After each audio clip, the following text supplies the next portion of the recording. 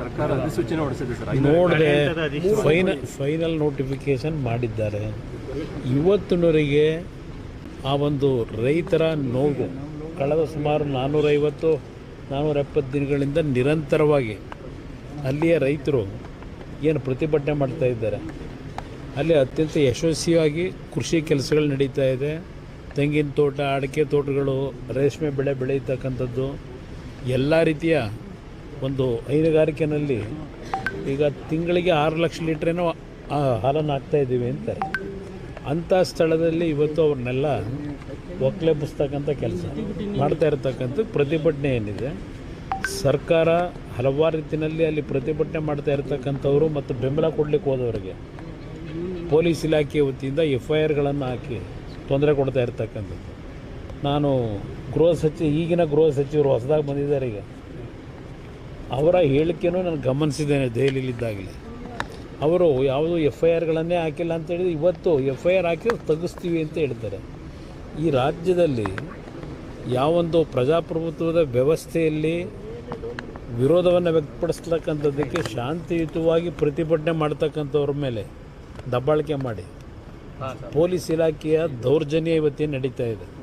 ಅದ್ರ ಜೊತೆಗೆ ಕೆಲವು ರೈತ ವಿರೋಧಿ ನೀತಿ ಅನುಸರಿಸ್ತಾ ಇರ್ತಕ್ಕಂಥ ಜನಪ್ರತಿನಿಧಿಗಳು ಸಹ ಇದಕ್ಕೆ ಭಾಗಿಯಾಗಿದ್ದಾರೆ.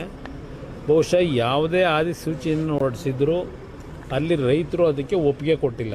ರೈತರಿಂದ ಯಾವುದೇ ರೀತಿಯ ಒಂದು ಮೀಟಿಂಗ್ಗಳು ಮಾಡದೆ ಸುಮಾರು 3,500 ರೈತರು ಕುಟುಂಬಗಳೇನಿದ್ದಾವೆ ಎಲ್ಲರಲ್ಲಿ 80% ವಿರೋಧ ಇದೆ. ಅಂಥ ಪರಿಸ್ಥಿತಿನಲ್ಲಿ ಇವತ್ತು ಸರ್ಕಾರ ಒಂದು ರೀತಿ ದಬ್ಬಾಳಿಕೆ ಮುಖಾಂತರ ನಾವು ಮಾಡಿದ್ದೇ ತೀರ್ಮಾನ ಅಂತಕ್ಕಂಥ ರೀತಿಯಲ್ಲಿ ಹೊರಟಿದ್ದಾರೆ.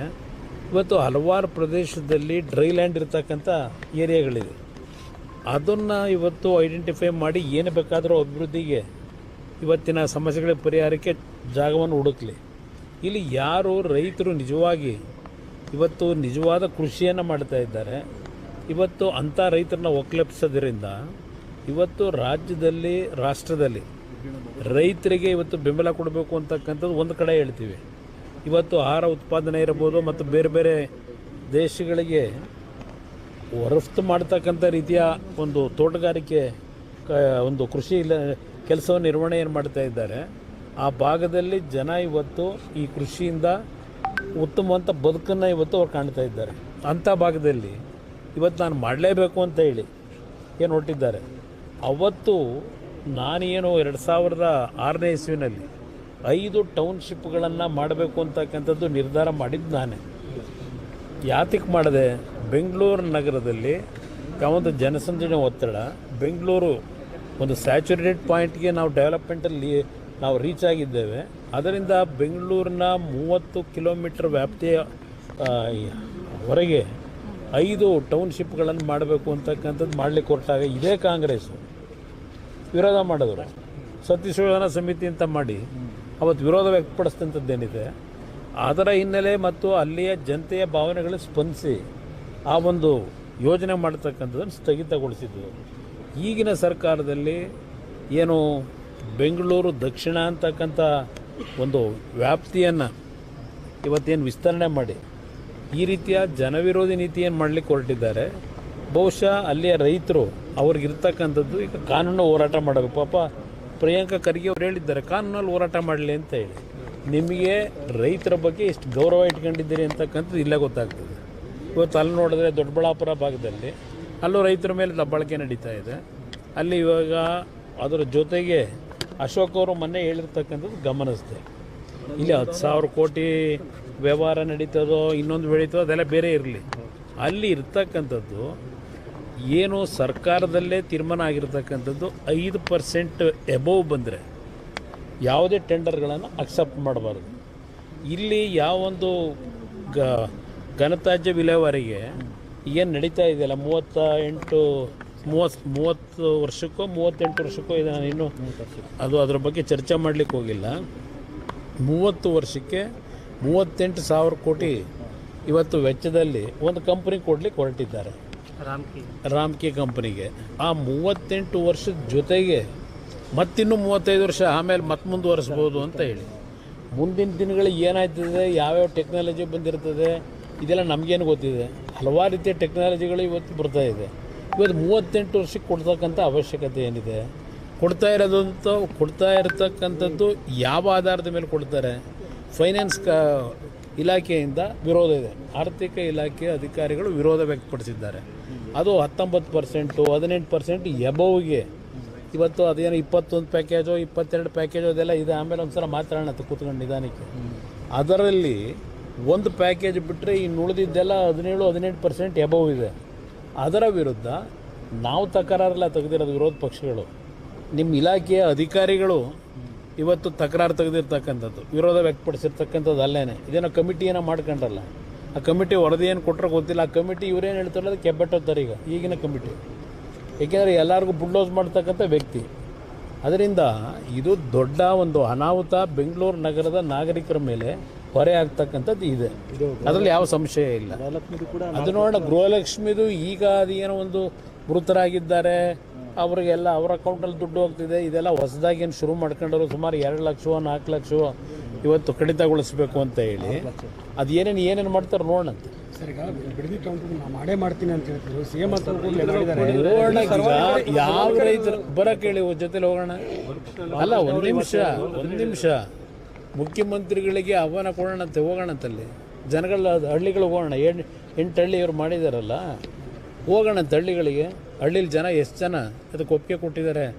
ಎದುರುಗಡೆ ಚರ್ಚೆ ಆಗಲಿ, ಪ್ರತ್ಯಕ್ಷವಾಗಿ ಚರ್ಚೆ ಮಾಡೋಕ್ಕೆ ತಯಾರಾಗಿದ್ದಾರೆ. ಜನವೇ ತಯಾರಾಗಿದ್ದಾರೆ. ನಾನು ಹೋಗ್ಬೇಕಾಗಿಲ್ಲ, ನೀವು ಹಳ್ಳಿ ಹೋಗಿ ಬಂದ್ರಪ್ಪ, ಗೊತ್ತಾಗುತ್ತೆ. ಇವತ್ತು ಯಾವ ಶಾಸಕರ ಹೆಸರು ಹೇಳ್ತೀರಿ, ಅಲ್ಲಿ ಜನ ಓಡಿಸಾಡಿದ್ದು ಗೊತ್ತಿಲ್ವ?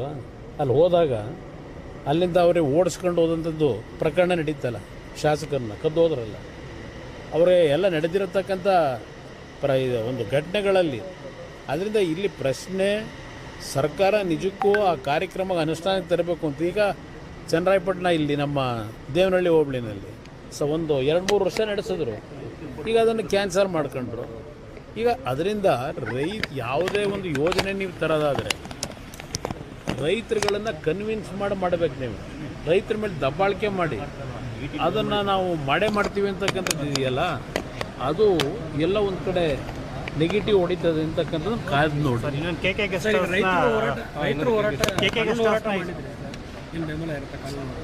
ಕಾನೂನು ಹೋರಾಟಕ್ಕೆ ನಾನೇ ಬೆಂಬಲ ಕೊಡ್ತೀನಿ, ಹೇಳಿದ್ದೀನಿ ಈಗಾಗಲೇ. ರೈತರಿಗೆ ಕಾನೂನು ವ್ಯಾಪ್ತಿನಲ್ಲಿ ನಾವೇನು ಹೋರಾಟ ಮಾಡಬೇಕಾಗುತ್ತೆ ಅದು ನನ್ನ ಬೆಂಬಲ ಇದೆ ಅಂತಕ್ಕಂಥ ಹೇಳಿದ್ದೀನಿ. ಯಾಕೆಂದರೆ ಕಾನೂನಿನಲ್ಲೇ ಹೋರಾಟ ಮಾಡಬೇಕು ನಾವು, ಬೇರೆ ಇನ್ನೇನೋ ಮಾಡಲಿಕ್ಕಾಗೋದಿಲ್ಲ.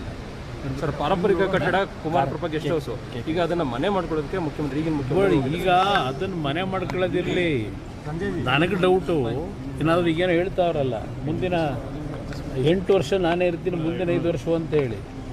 ಆ ಮುಂದಿನ 5 ವರ್ಷ ಇವ್ರು ಏನಾದರೂ ಮುಂದುವರೆದ್ಬಿಟ್ರೆ ವಿಧಾನಸೌಧ ಏನು ಮಾಡ್ತಾರೆ ಅಂತ ನನಗೆ ಗಾಬರಿ ಆಗಿದೆ. ಸರ್, ಪರಮೇಶ್ವರ್ ಅದು ತಪ್ಪದು. ಅದು ಹಿಂದೆ ಯಾವೊಂದು ಮಹಾರಾಜರ ಕಾಲದಲ್ಲಿ ಅವತ್ತು ಕಟ್ಟಿದಂಥದ್ದೇನಿದೆ, ಆ ಒಂದು ಪಾರಂಪರಿಕ ಕಟ್ಟಡ ಅದು. ಅಲ್ಲಿ ಇವ್ರು ಹೋಗಿ ಇವತ್ತು ಅದೆಲ್ಲ ಹೊಡೆಯತಕ್ಕಂಥ ಕೆಲಸ ಏನು ಮಾಡಿದ್ದಾರೆ. ಪಕ್ಕದಲ್ಲಿ ಹೊಸ ಗೆಸ್ಟ್ ಹೌಸ್ ಇವರೇ ಕಟ್ಟಿದ್ವಲ್ಲ, ಸರ್ಕಾರದಲ್ಲೇ ಕಟ್ಟಿದ್ರಲ್ಲ. ಆ ಗೆಸ್ಟ್ ಹೌಸ್ನಲ್ಲಿ ಏನೇನು ನಡೀತಾ ಇತ್ತು ಹಿಂದೆ, ಒಂದು ಟಿ ವಿಗಳಲ್ಲೇ ನಾನು ಗಮನಿಸಿದೆ. ಆ ಗೆಸ್ಟ್ ಹೌಸ್ ಕಟ್ಟಿ 100 ಕೋಟಿ ಖರ್ಚು ಮಾಡಿ ಅಲ್ಲಿ ನಡೀತಾ ಇದ್ದಂಥ ದಾಂಧೆ ನಡೀತಿತ್ತಲ್ಲ, ಹಲವಾರು ರೀತಿ ಒಂದು ಕೆಟ್ಟ ಒಂದು ದಂಧೆಗಳು, ಅದು ಎಲ್ಲ ಹೊರಗಡೆ ನೀವೇ ಪ್ರಚಾರ ಮಾಡಿದ್ರಿ ಹಿಂದಿನ ಸರ್ಕಾರದಲ್ಲಿ. ಅದರಿಂದ ಇವತ್ತು ಅಂಥ ಒಂದು ಕಟ್ಟಡಗಳಲ್ಲಿ ಬೇಕಾದಷ್ಟಿದ್ದಾವೆ. ಇಲ್ಲೇ ಇದನ್ನೇ ಒಂದು ಪಾರಂಪರಿಕ ಕಟ್ಟಡವನ್ನು ಹೊಡೆಯತಕ್ಕಂಥ ಕೆಲಸದ ಅವಶ್ಯಕತೆ ಇರಲಿ. ಈಗ ನೀತಿ ಆಯೋಗ ಸಭೆಯಲ್ಲಿ ಮುಖ್ಯಮಂತ್ರಿಗಳು ಭಾಗವಹಿಸಿದ್ದಾರೆ ಸರ್. ಹಿಂದಿನ ಮುಖ್ಯಮಂತ್ರಿಗಳು ಗೈರಾಗ್ತಾ ಇದ್ದಾರೆ. ಈಗಿನ ಮುಖ್ಯಮಂತ್ರಿಗಳು ಏನು ಸಲಹೆ ಕೊಡ್ತೀವಿ ಸರ್ ರಾಜ್ಯ ಸರ್ಕಾರ ಮತ್ತು ಕೇಂದ್ರ ಸರ್ಕಾರದ ಜೊತೆ? ಅವರ ರಾಜ್ಯದ ನೀತಿ ಆಯೋಗದಲ್ಲಿ ನಡೆಯತಕ್ಕಂಥದ್ದು ಎಲ್ಲ ರಾಜ್ಯಗಳಲ್ಲಿ ಯಾವೊಂದು GDP ಗ್ರೋತ್ ಇರ್ಬೋದು, ಅವರು ಯಾವುದಕ್ಕೆ ಪ್ರಾಮುಖ್ಯತೆ ಕೊಟ್ಟು ಕೆಲಸಗಳು ನಡೀತಾ ಇದೆ ಅದರ ಮಾಹಿತಿಗಳನ್ನು ನೀಡುತ್ತಾರೆ ನೀತಿ ಆಯೋಗದ ಸಭೆಯಲ್ಲಿ. ಅದರಿಂದ ಇಲ್ಲಿ ನಮ್ಮ ಈಗಿನ ಮುಖ್ಯಮಂತ್ರಿಗಳು ಬಂದು ಭಾಗವಹಿಸಿದ್ದಾರೆ. ಬಹುಶಃ ಮೊದಲನೇ ಬಾರಿ ರಾಷ್ಟ್ರದ ಎಲ್ಲ ರಾಜ್ಯದ ಮುಖ್ಯಮಂತ್ರಿಗಳು ಭಾಗವಹಿಸಿರ್ತಕ್ಕಂಥದ್ದು ಇದೇ ಮೊದಲನೇ ಬಾರಿ. ಅಲ್ಲಿ ಅವರು ನಮ್ಮ ರಾಜ್ಯದ ಗೃಹಲಕ್ಷ್ಮಿ ಯೋಜನೆ, ಅದು ಗೃಹಲಕ್ಷ್ಮಿ ಮೇಲೆ 5 ಯೋಜನೆಗಳಿಂದ ಜನ ಸಂಪದ್ಭರಿತವಾಗಿ ಬದುಕ್ತಾ ಇದ್ದಾರೆ, ತುಂಬ ಚೆನ್ನಾಗಿ ಮಾಡಿದ್ದೇವೆ ಅದನ್ನು ಕೆಲವರು ಹೇಳಿದ್ದಾರೆ. ಅಷ್ಟೇ, ಬೇರೆ ಇನ್ನೇನು ಅದು ಹೊರತುಪಡಿಸಿ ಏನಿಲ್ಲ. ಪರಮೇಶ್ವರ್ 3 ಬಾರಿ ನನಗೆ ಮುಖ್ಯಮಂತ್ರಿ ಸ್ಥಾನ ಕೈ ತಪ್ಪಿತು ಅಂತ, ನೀವಿದ್ದಾಗಲೂ ಕೂಡ ಕೈ ತಪ್ಪು ಅಂತ ಹೇಳಿದ್ದಾರೆ ಸರ್. ಕೈ ತಪ್ಪಿದ್ದಕ್ಕೆ ಯಾರು ಕಾರಣ? ಕಾಂಗ್ರೆಸ್ ಪಕ್ಷ ಕಾರಣ. ಕಾಂಗ್ರೆಸ್ನವ್ರ ಜೊತೆ ಚರ್ಚೆ ಮಾಡ್ಕೋಬೇಕು ಅವರು. ಹೇಗೆ